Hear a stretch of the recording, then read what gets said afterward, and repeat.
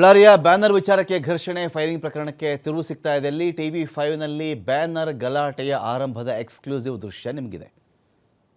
Banner ಗಲಾಟೆ ಹೇಗೆ ಶುರುವಾಯಿತು ಅಂತ ಹೇಳಿ ಆರಂಭ ಆಯ್ತಲ್ಲ ಗಲಾಟೆ, ಅದರ ಎಕ್ಸ್ಕ್ಲೂಸಿವ್ ದೃಶ್ಯವನ್ನು ನಾವು ನಿಮ್ಮ ಮುಂದೆ ಇಡ್ತಾ ಇದ್ದೀವಿ. ಇದೀಗ ಜಗಳ ಶುರು ಮಾಡಿದ್ದೇ ಜನಾರ್ದನ್ ರೆಡ್ಡಿ ಬೆಂಬಲಿಗರು ಅಂತ ಹೇಳಿ ಕಾಂಗ್ರೆಸ್ ಒಂದು ಕಡೆ ಹೇಳ್ತಾ ಇದೆ. ನಾವು ನಿಮಗೆ ವಿಡಿಯೋ ಕೊಡ್ತೀವಿ, ನಾವು ನಿಮಗೆ ಇಲ್ಲಿ ಚೆಕ್ ಮಾಡಿಕೊಳ್ಳಿ, ನೀವು ಯಾರು ಗಲಾಟೆ ಶುರು ಮಾಡಿದ್ರು ಅಂತ ನಿಮಗೆ ಗೊತ್ತಾಗುತ್ತೆ ಅಂತ ಹೇಳಿ ವಿಡಿಯೋ ರಿಲೀಸ್ ಮಾಡಿರೋದು ಕಾಂಗ್ರೆಸ್ನ ಮುಖಂಡರು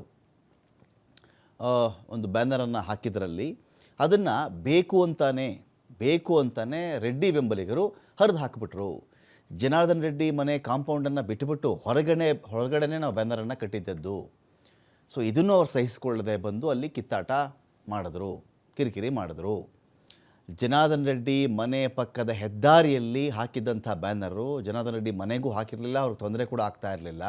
ರಸ್ತೆಯಲ್ಲಿ ಬ್ಯಾನರ್ ಹಾಕಿದ್ರು ಕೂಡ ಅದನ್ನು ಕಿತ್ತು ಹಾಕಿದ್ದೆ ರೆಡ್ಡಿ ಬೆಂಬಲಿಗರು. ಉದ್ದೇಶಪೂರ್ವಕವಾಗಿ ಬ್ಯಾನರ್ ಕಿತ್ತು ಹಾಕ್ತಿರೋರು. ಬ್ಯಾನರ್ ಕಿತ್ತು ಹಾಕಿದ ಬಳಿಕ ಜಗಳ ಶುರುವಾಯಿತು, ಗಲಾಟೆ ಶುರುವಾಯಿತು. ಕಾಂಗ್ರೆಸ್ ಕಾರ್ಯಕರ್ತರು ಕ್ವಶನ್ ಮಾಡ್ತಾರೆ ಇದನ್ನು.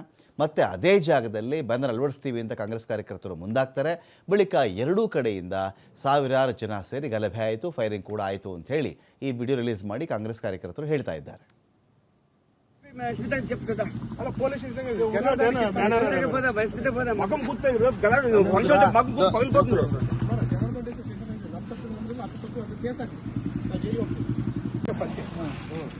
పేరాడు చెప్పు ఎస్పీ స్మితకి చెప్తుందా అలా పోలీస్ స్టేషన్